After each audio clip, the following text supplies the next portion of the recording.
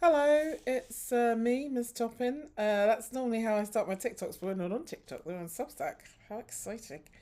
I'm experimenting, which is what you do. So today I went to meet a good friend for lunch and his partner in East London, which I have issues with because it has a lot of gentrification, but it also has a lot of really cool things. I went into the shop and that did all cowboy stuff, and I was like, "How much for the cowboy hat?" And they were like 150, and I was like, "It's a bit much for one concert," because I didn't want to wear a cowboy hat to cowboy car. Anyway, I digress. I wanted to talk a little bit about this book that I bought. I bought this in Brick Lane Bookstore. Shout out to Brick Lane Bookstore. It's Raymond Williams is a cultural theorist, and he is somebody that I learnt about when I did my undergrad degree at Goldsmiths, and he is one of the kind of founding fathers of like cultural studies. And so this is a book of his essays that contributed to some of his writings, like Culture and Society and The Long Revolution are books of his that I've already read. Um, but these essays are sort of adding extra sort of context and background and nuance to his writing. So I thought, okay, this would be cool. It's only a fiver, so I thought let's just dive in. So what was really interesting about the first essay, it's called 100 Years of Culture and Anarchy. Sorry. I was going to say anarchy, whatever, however you want to say it. And it's really interesting because he's talking about the 60s, the 1960s, and the 1860s, right? And using it um, to create this analogy of trying to get like democratic rights. So he talks about in the 1860s when working class people didn't have voting rights and they wanted voting rights, and the middle class and upper class people, ruling classes, they didn't want them to have them, and so they had they decided a party was formed called Reform, which I thought was really interesting given the context of the Reform Party now, right? So this Reform Party was formed, Reform League, right? So back then it was the Reform League, but the word reform really made me think because everything happens in a circle, right? Nothing is ever truly original. And I just think that there's no way that when they were renaming, because Reform is just like UKIP, right? So when they renamed the Reform Party, they're obviously thinking about the white working class roots of this name, the Reform League, because what they were doing, um, they were campaigning for the rights of the working class, but obviously in the 1860 it's going to be a majority white working class, right? So they all wanted to meet and have a discussion in Hyde Park, and what the government did, and Benjamin Disraeli was the PM at the time, was they decided that they didn't want that to happen. So they got the police, the government's gang, and they fenced off Hyde Park, and I wouldn't let them in. And like thousands of people came from across the country to go to this, peaceful protest and discuss the fact that they wanted voting rights. And what they did was they locked off Hyde Park so they couldn't get in, right? And what Raymond Williams is saying is that's a direct juxtaposition to what we know now, because we know about like Speaker's Corner, which is a place in Hyde Park where people can just go and talk about their views, and it's a place for public discourse, right?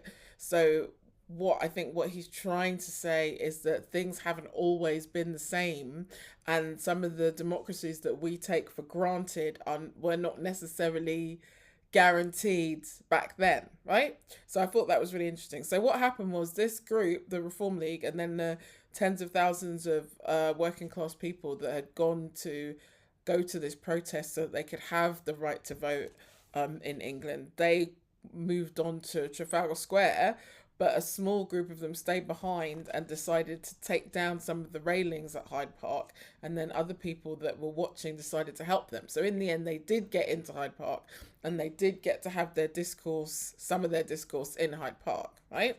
Then Benjamin Disraeli, the then Prime Minister, decided to meet with the Reform League because they wanted to have a second meeting, right? And he decided that he was going to let them have the meeting, but the government went against him, and they created a law that made it illegal for them to meet in the park, which is really ironic given that our Labour government have made all these really new laws about the right to public protest. They basically taken most of the rights away. So I thought that was really interesting because everything's circular. And now we're talking about 1860 right now, right? And now we're in like 2025, and like almost exactly the same thing is happening when like the majority of like working class people want to express protest and express their rights and to dissent, their right to dissent, their right to disagree with what the government's doing. These things are being curtailed by laws, right? So I thought that was super interesting. Then it kind of moves on to people like Matthew Arnold, who was writing about this, and he's another person that's one of the sort of building blocks of like cultural studies, and he's kind of more well known for talking about culture as being the best that has been thought and seen, right? There's actually a better quote, they've quoted it here. He talks about the best knowledge, the best ideas of their time, who have laboured to divest knowledge of all that was harsh, uncouth, difficult, abstract, professional, exclusive, to humanise it, to make it efficient outside of the clique of the cultivated and learned, yes, still remaining the best knowledge and thought of the time. So for Arnold, culture was the best of that which has been thought and seen, right? But he took a different approach in terms of this Reform League, because he felt that they should be suppressed by the powers that be, like suppressed by the government. They didn't have the right to dissent, they didn't have the right to protest, and that it needed order needed to be restored. He said you can't have society without order, and you can't have order without rule of law, right? And he felt like what they were doing was too close to anarchy, because he wrote an essay called Culture and Anarchy. And then he moves on. It's a short little essay, but there's a lot going on in there. He moves on to talking about, this idea of culture, right? Because I think Matthew Arnold was the one that was like the director. Like he was like the head of Ofsted. He was like the director of the Inspector of Schools, and he's really interested in like education, and moving people forward and the civilizing mission, right? And I find all these things really interesting because obviously there's an element of race, because one of the things that Arnold felt people didn't have the right to protest about was about the abolition of the slave trade, right? So they didn't have the right to protest about the fact that they wanted to vote, and they didn't have the right to, he didn't want them to have the right to protest about the fact that they wanted to abolish the slave trade. But, he did think that culture was the best of that which could be thought and seen. So, all these people are good, but also problematic, I guess. So, yeah, so it was just a really interesting essay. And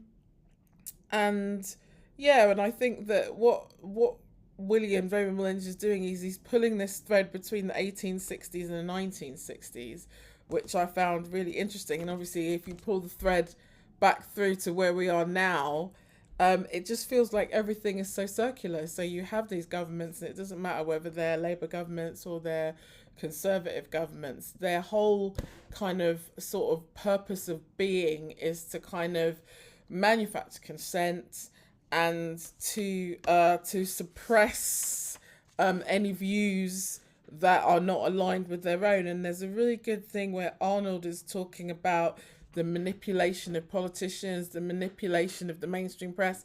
And, he's talking about these things in 1860, and in 2025, we're still being manipulated by the mainstream press, and we're still being manipulated by the politicians. So I just found it really interesting. Like, there is nothing new under the sun.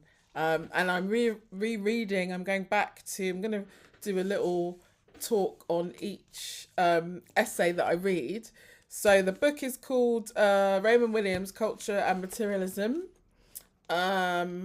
And yeah, I just read the first essay, which is called 100 Years of Culture and Anarchy. And so what he's doing is he's foregrounding this very famous essay by Matthew Arnold called Culture and Anarchy, and discussing the things that went behind it.